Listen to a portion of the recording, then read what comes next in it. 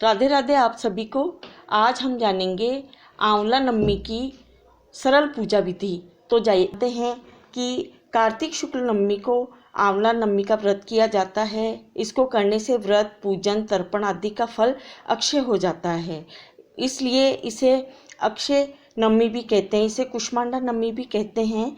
तो इस दिन कुष्मांडा काशी फल में कद्दू में गुप्त दान करके और करने का विधान है। गुप्त दान काशी फल में किया जाता है, रख के कुछ भी आप रख सकते हैं।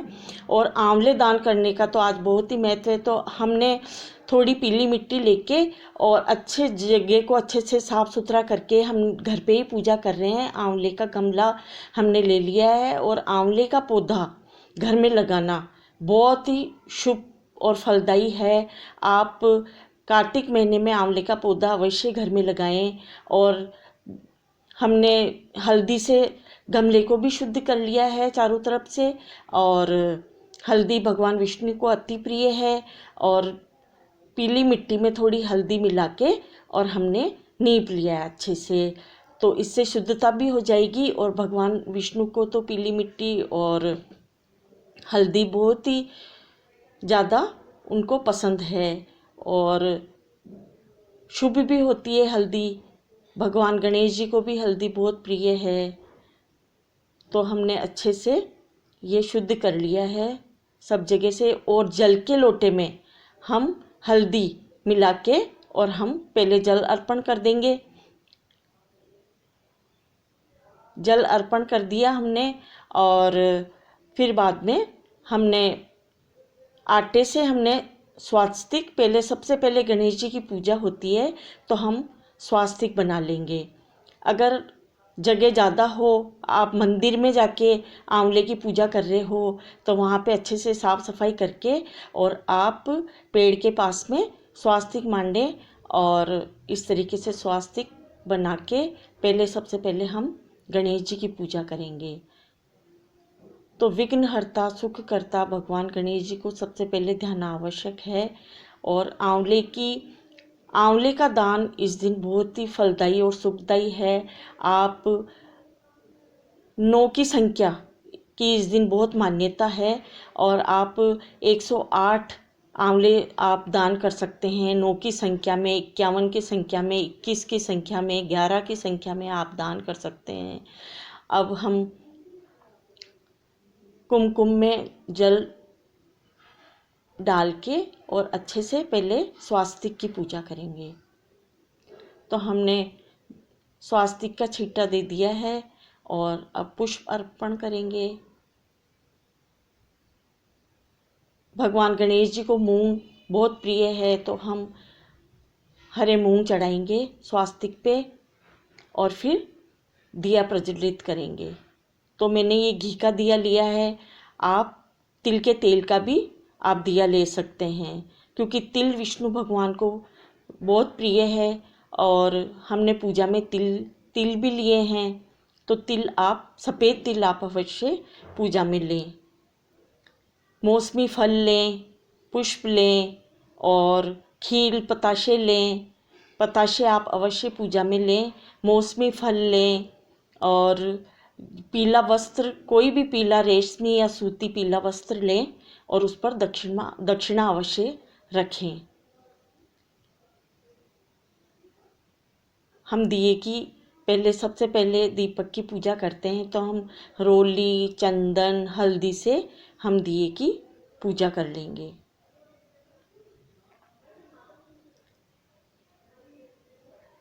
और हम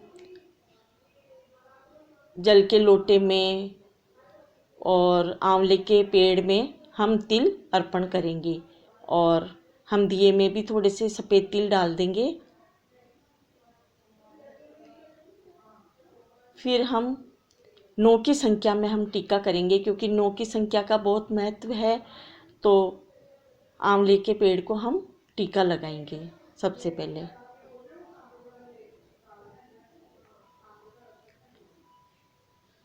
आंवले के वृक्ष की पूजा करने से अन्न धन लक्ष्मी के भंडार हमेशा परिपूर्ण रहते हैं। और 9 की संख्या में ही हम टीका करेंगे। हल्दी, चंदन, कुमकुम से हम अच्छे से पूजा करेंगे, टीका लगाएंगे।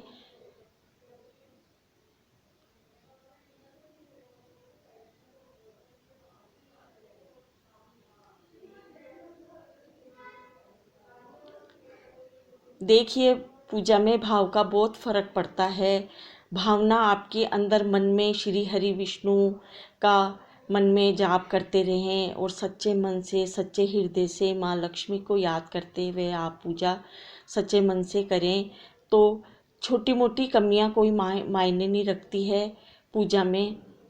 पर आप जितना हो सके, जितना भगवान को याद करते हुए पूजा करें तो आपकी पूजा सफल अवश्य होगी। धूप दीप आप सबसे पहले दिखाएं।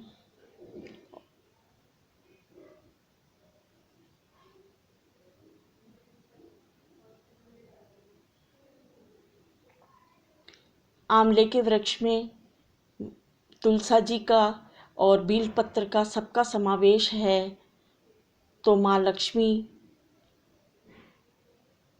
प्रसन्न होती है। आंवले की पूजा करने से तो भगवान विष्णु की पूजा करेंगे तो माँ लक्ष्मी तो स्वतः ही हमारे घर में विराजमान रहेंगी और स्थायी उनका वास रहेगा। अब हम माला अर्पण कर देंगे, पुष्प अर्पण कर देंगे। पीले फूलों की बहुत ही ज़्यादा भगवान विष्णु पीले फूलों से प्रसन्न रहते हैं तो आप जहाँ तक हो सके पीले फूल चढ़ाएं। जो भी आप भोग है, प्रसाद है, मीठा, मैंने गुलाब जामुन लिए हैं, आप खील बताशे अवश्य लें और गुड़ लें और उनका छुआ के और ऐसे भोग भगवान प्यार में नियम नहीं, आप भोग माने और मेरी पूजा स्वीकार करें। आप तुलसी दल अवश्य चढ़ाएं, भगवान विष्णु को तुलसी दल बहुत प्रिय है आज के दिन। और कोई भी सूती या रेशमी वस्त्र, पीला वस्त्र आप अवश्य चढ़ाएं और दक्षिणा अवश्य रखें। मौसमी फल रखें, मौसमी फल का भोग लगाएं। मैंने केले, सिंघाड़े और सेव लिए हैं तो आप कोई भी जो भी आपकी इच्छा हो उसका आप मौसमी फल का भोग अवश्य लगाएं। और आंवला तो आपको ज़रूरी चढ़ाना ही है तो आंवले का आप दान करें इस दिन और आप भोग लगाएं।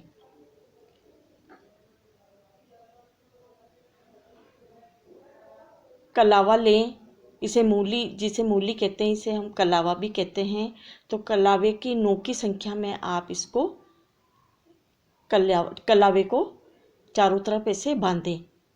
आप पेड़, अगर आप गार्डन में या मंदिर में पूजा कर रहे हैं जहाँ आंवले का वृक्ष है तो आप परिक्रमा करते हुए भी आप ये मूली का धागा बांधें।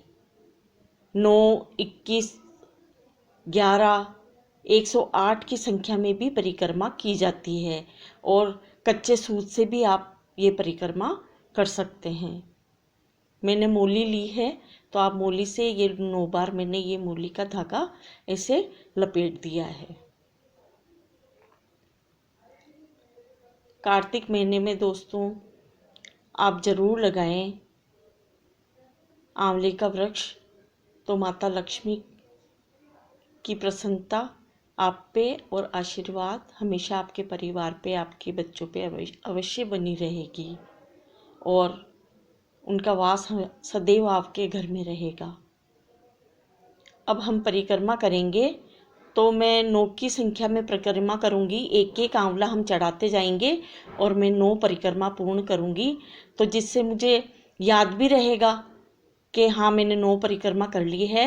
वैसे मैं चाहती तो वैसे भी आंवले 9 पूरे चढ़ा सकती थी पर परिक्रमा भी पूर्ण हो जाएगी और आंवले भी अब हम वृक्ष में, आंवले के वृक्ष में चढ़ा देंगे और फिर इन आंवलों का दान हम, और जो हमने वस्त्र लिया है, जो दक्षिणा ली है उसका दान हम रख के, आप ज़्यादा भी आप बढ़ा के रख सकते हैं, जितनी श्रद्धा अनुसार भक्ति है, जितना सामर्थ्य के अनुसार आप ये दान कर सकते हैं। तो अक्षय के रूप में आपको ये दान प्राप्त होता है, वापस आपको अगले जन्म में मिलता है, इस जन्म में मिलता है, अक्षय के रूप में आपको ये वापस मिलता है।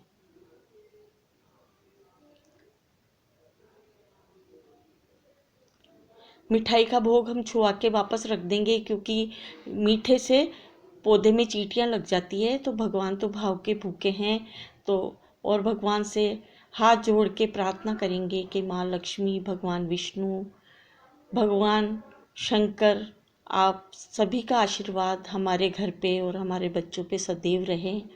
और फिर हाथ में सफ़ेद तिल लेके आप कहानी अवश्य सुने। कहानी मेरे चैनल पे आपको मिल जाएगी, मैंने डाली हुई है कहानी, और लिंक मैं आपको डिस्क्रिप्शन में दे दूँगी।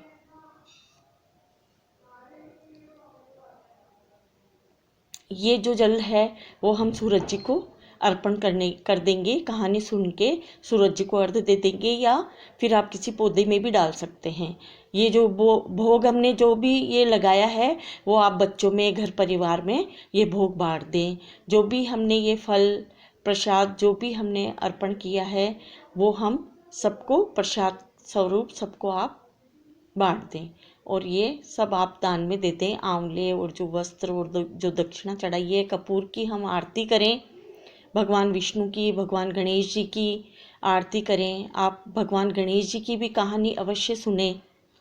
जब आप विष्णु भगवान की कहानी सुने तब गणेश जी की भी अवश्य सुने, वो मेरे चैनल पे आपको मिल जाएगी गणेश जी की कहानी। और भगवान को, श्री हरि विष्णु को याद करते हुए आरती बोलें। हे भगवान, आप हमारी रक्षा करना, हमारे बच्चों की, हमारे घर की, और अन्न के भंडार हमेशा परिपूर्ण रखना। और जो भी हमने पूजा करी है उसके लिए आप जो कोई भी गलती या जो कोई भी त्रुटि रही है उसके लिए भगवान से क्षमा याचना करें। हे भगवान, मेरी पूजा आप स्वीकार करें और आप इस पूजा को पूर्ण करें। वो बोलो, भगवान श्री हरि विष्णु की जय, भगवान शंकर की जय, माता पार्वती की जय, माँ लक्ष्मी की जय। और इस तरीके से आप अपना पूजा पूर्ण करें। और अगर आपको ये मेरी पूजा पसंद आई हो तो मेरे चैनल को सब्सक्राइब अवश्य करें और इस वीडियो को लाइक और शेयर अवश्य करें। राधे राधे।